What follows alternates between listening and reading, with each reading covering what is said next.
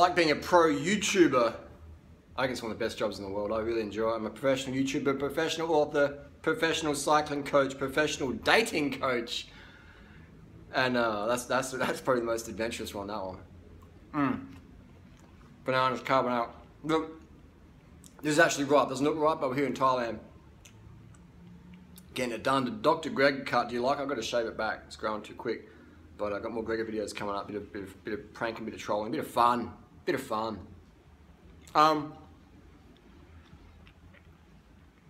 Some people think YouTube is just a job where you go around picking out Lysandria flowers all day and just kicking back and pretending you care about your fans, but you never want to see them in real life. You never do meetups. You never do live streams or or whatever. Just pretend. Get the money, and pretend to not be paid for endorsements or whatever. I digress. But I think it is great, and I definitely am proud of how many people I've brought into the YouTube vegan community. They're making high carb ebooks, making it rain, getting them Patreon donations, etc. And it's good to see that it's been grown. It definitely, YouTube has become extremely cutthroat and corporate the last, I would say, 6 months, last year. Especially YouTube's tightened up the AdSense, tightened up the adverts, the adpocalypse that came on downtown.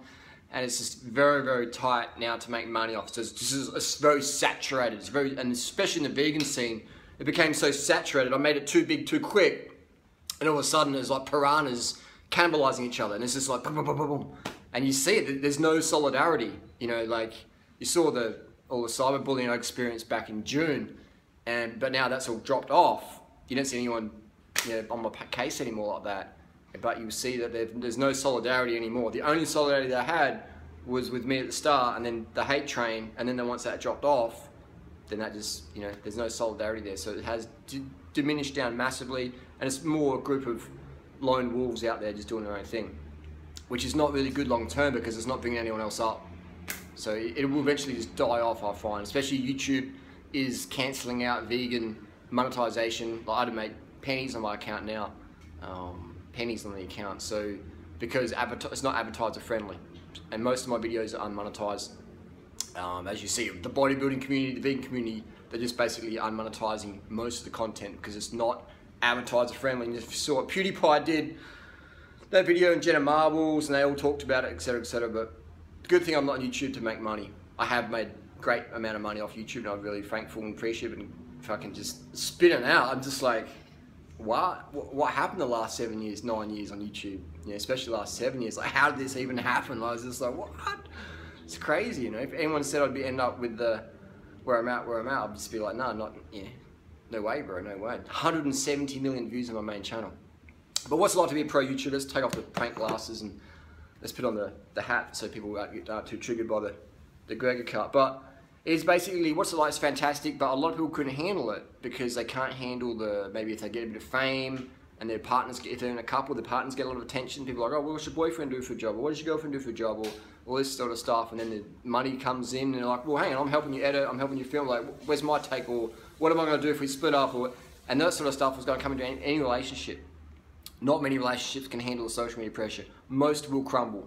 In my experience, most will crumble because it grows too fast. An audience can grow too fast in a lot of cases. So a lot of people might not be able to handle that, or the competition, or someone using someone else's content under fair usage laws, and they crack a shit, and they get all like, it's just, it's another industry. It's just like any job. It has its pros and cons. It has a lot of freedom, but I used to get a lot of haters. And imagine if I went to find out where my haters work, their day job, this is my day job, and if they turn up to my work harassing me, imagine if I turn up to their work, start harassing them. They'd make a video, oh my God, I can't believe it, durianrider came to my work and he was like harassing me. And it's like, that's what you've been doing to me for years, bro, or months or whatever. Can you imagine that?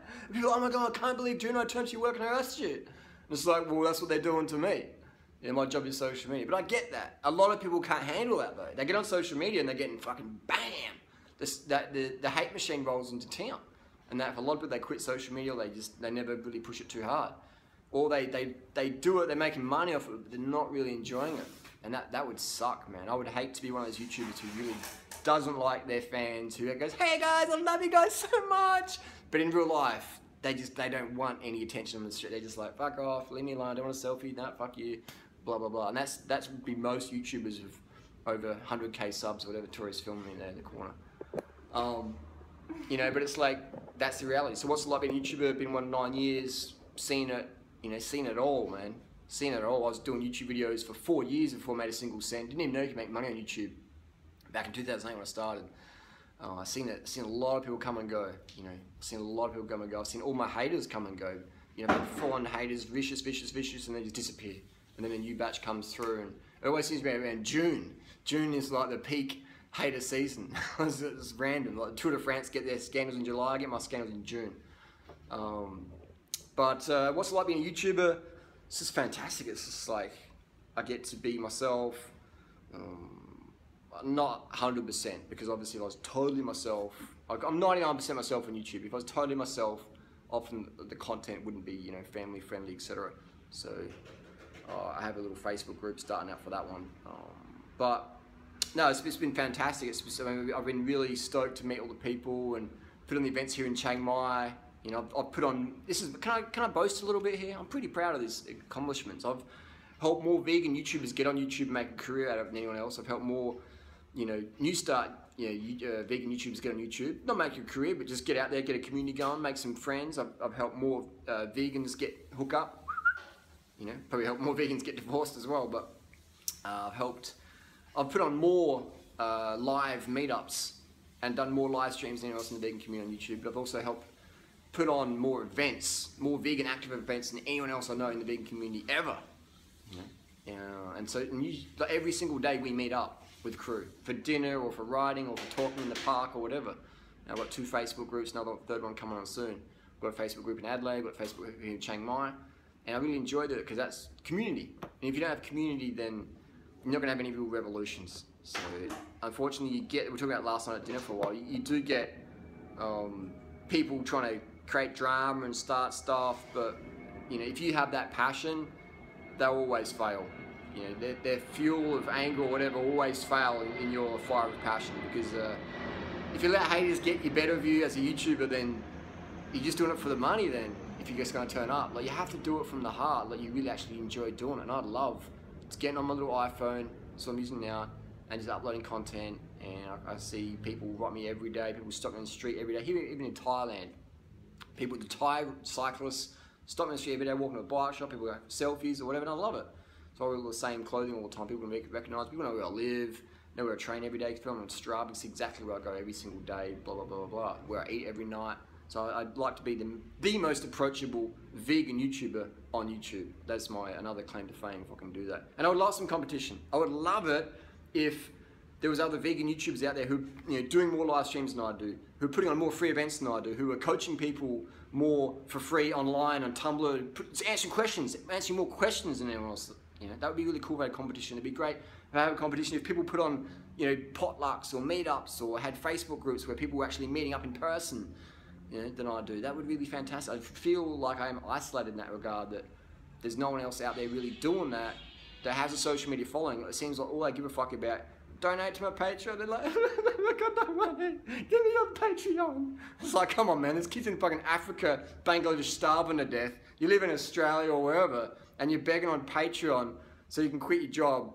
And anyway, that's just, you know what I mean? Like, meanwhile in Africa, I find it just, I don't know how people do it, but some junkies are doing something for $1. You know, and I find it disappointing. I wish people would be more real and just stop, you know, just doing it just for the money, you know? I mean, everyone's gonna make $1, but like, fuck, man. I just see YouTube as the most powerful way to connect with an audience and build community. And that's why I'm still here, even though I make pennies on this channel now, pennies. And what I love about it is that I've been able to make the coin. And when I go to a vegan restaurant, be able to spend money, you know? Support the vegan economy versus just take from it.